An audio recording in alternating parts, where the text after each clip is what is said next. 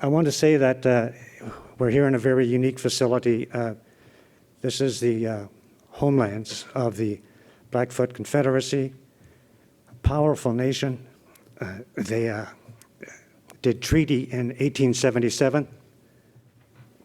They made major contributions to how this province has come together.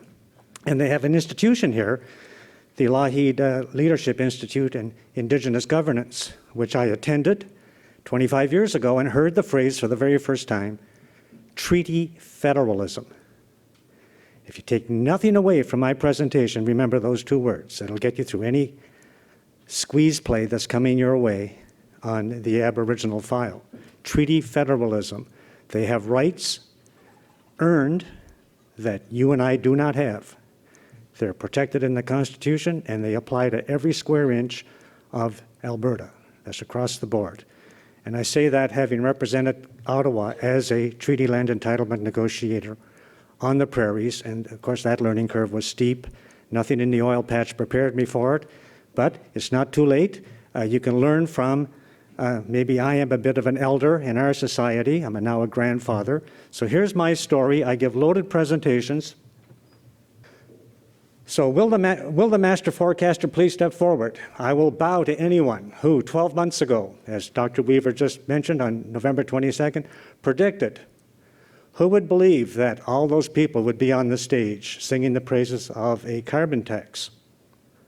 Well, turns out, I said to my family who couldn't believe out of boredom, hey, I predicted this, okay?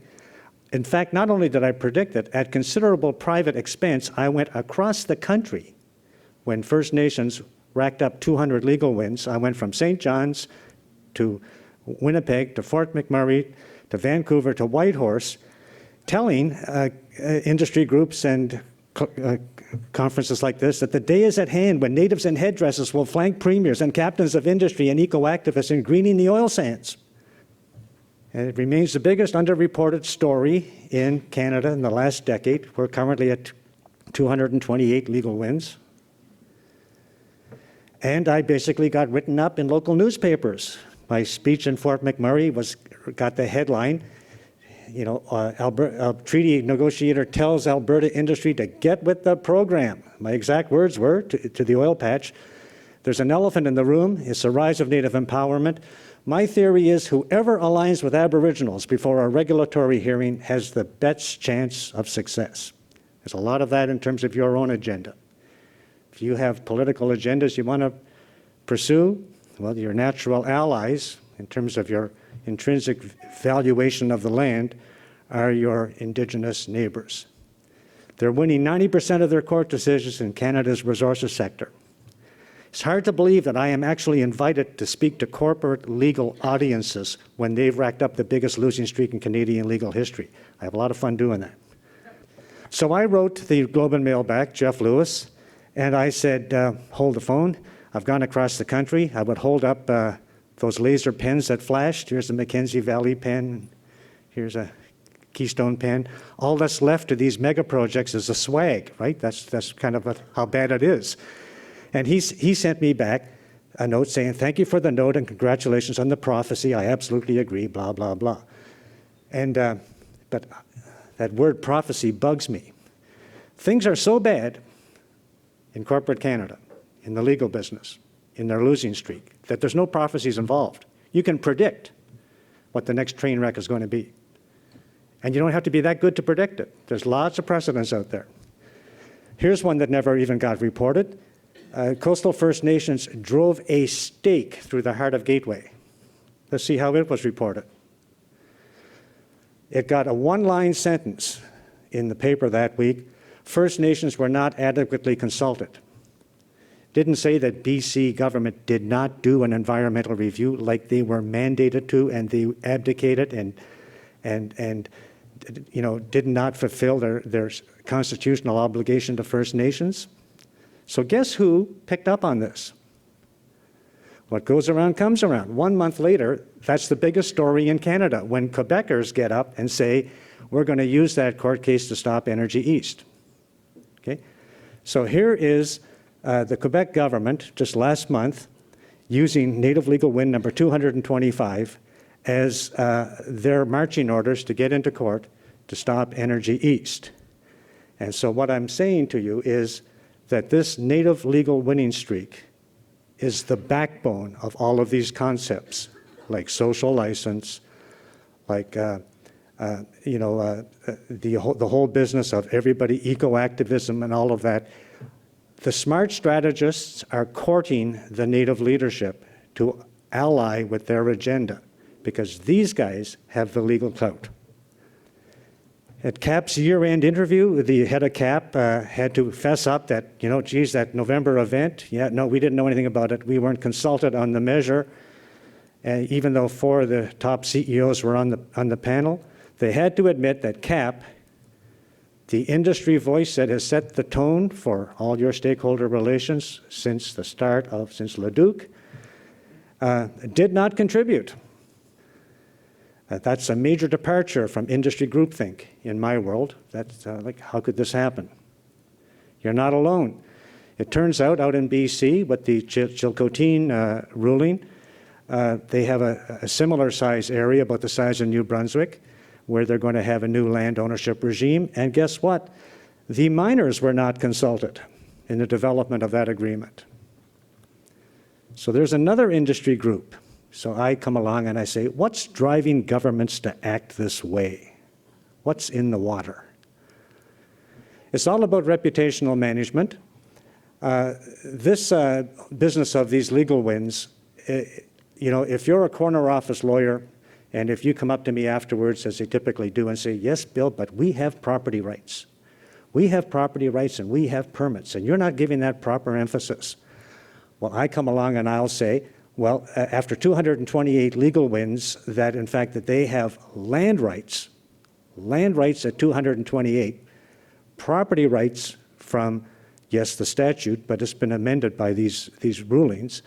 Basically, this is the whole social license aspect. Until land rights, and that's rights to land, water, and air, get properly factored into the decision-making, they're going to keep winning.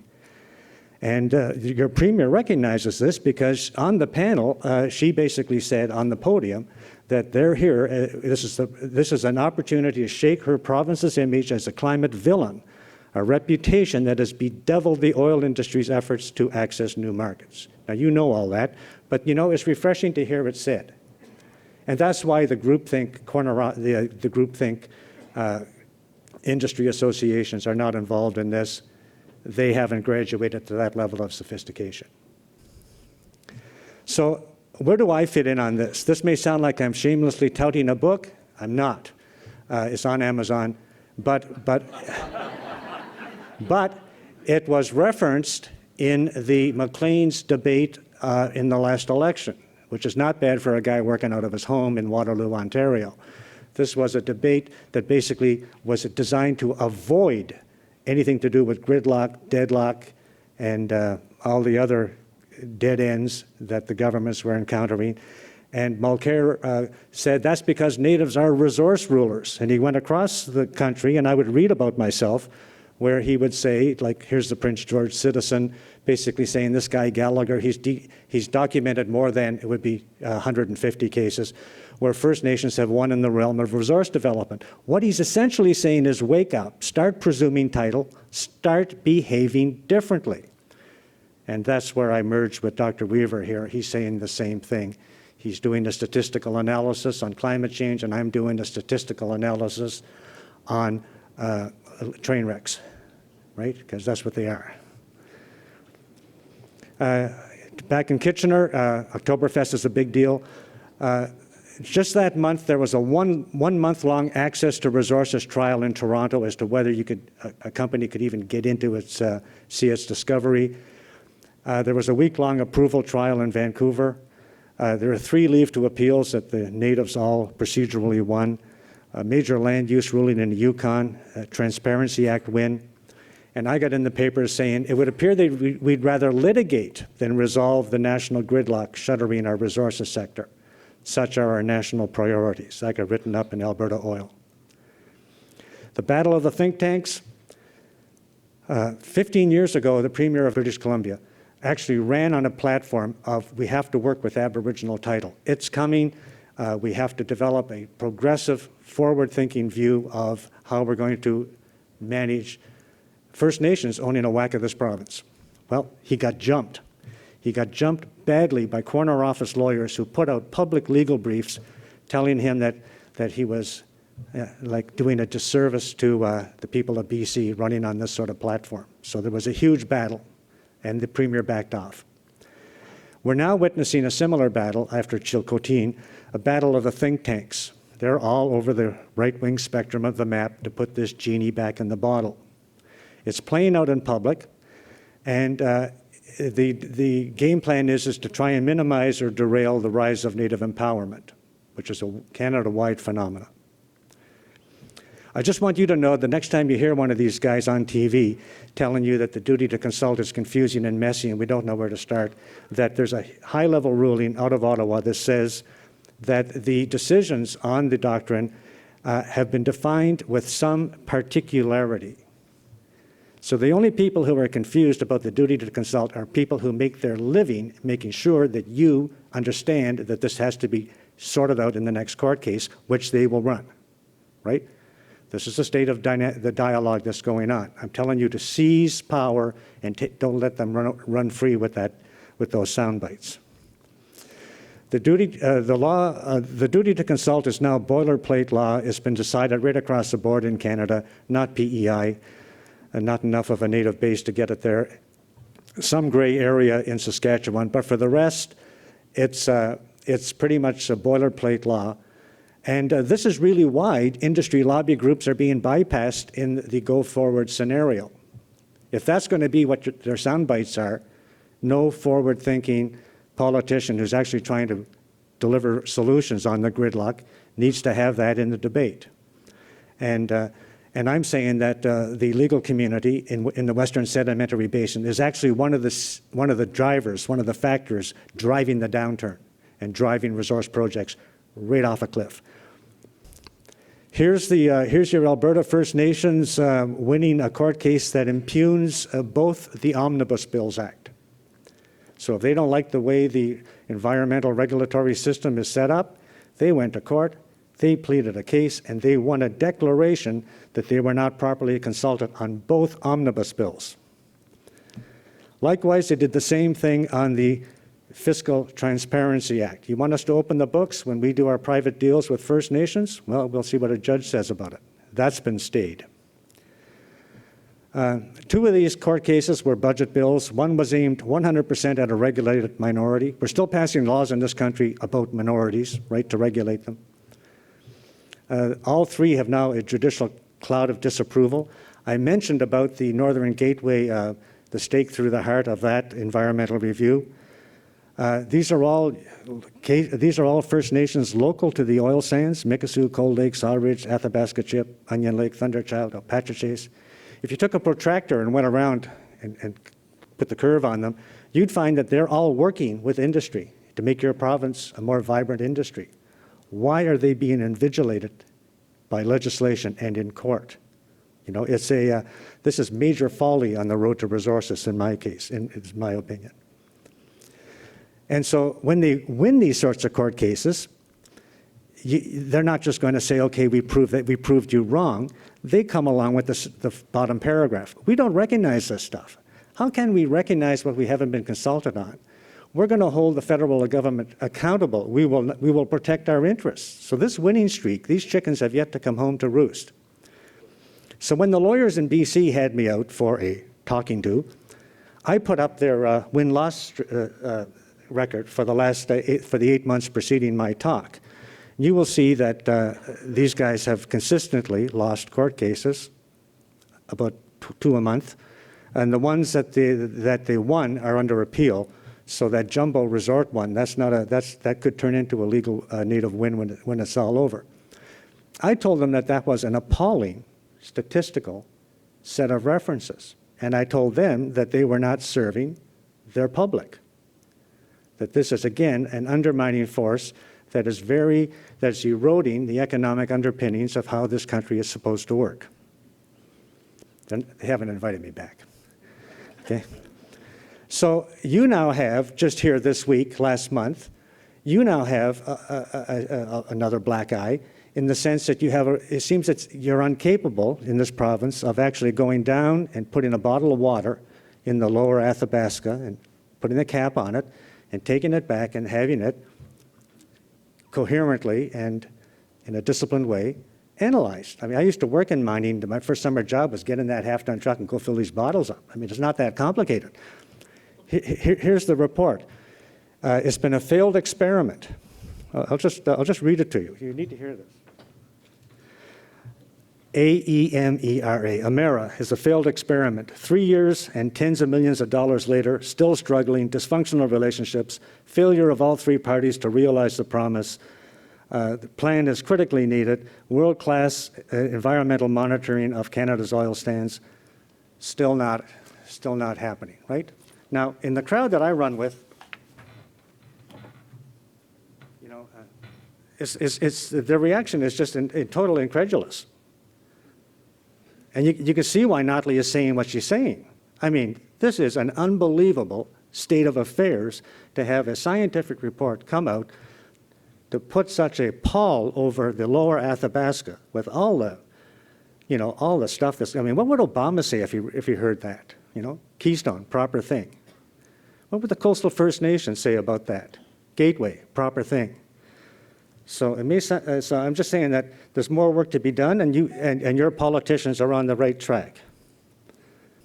So here it is. I call it doing it the hard way, painfully slow and still a work in progress. A lack of focus by previous administrations. Significant work remains to be done. The monitoring results is fragmented. It's neither timely nor accessible to the general public. You can imagine what First Nations make of this. They have to take bottled water in on their summer camps with their kids, right down there in the Athabasca Chip. So my contribution to the big debate is this. There have been projects in Canada where they had nasty reputational damage, and the Hydro-Quebec watersheds would be the number one issue. And by working with the Crees, they've greened these projects. All you have to do is get First Nations on side, and you could have a made-in-Alberta solution. That's what the Quebecers did with the Pays des Braves. I'll also dish it out to First Nations. After 228 legal wins, step up and commercialize your empowerment. Become players. Take a huge piece of the action. And let's get this country up and running. Last week, the Métis won a major court case. This is my last slide. Here's the opening sentence. As the curtain opens wider and wider on the history of Canada's relationship with Indigenous peoples, inequities are increasingly revealed and remedies urgently sought. Many revelations have resulted in good faith policy and legislative responses, but the list of disadvantages remains robust. This case represents another chapter in the pursuit of reconciliation and redress. This week's paper on Monday talked about more stranded oil sands projects. I'm basically, the last sentence is, it's all part of the new normal for an oil or a province, for a world or a province stuck in the slow lane.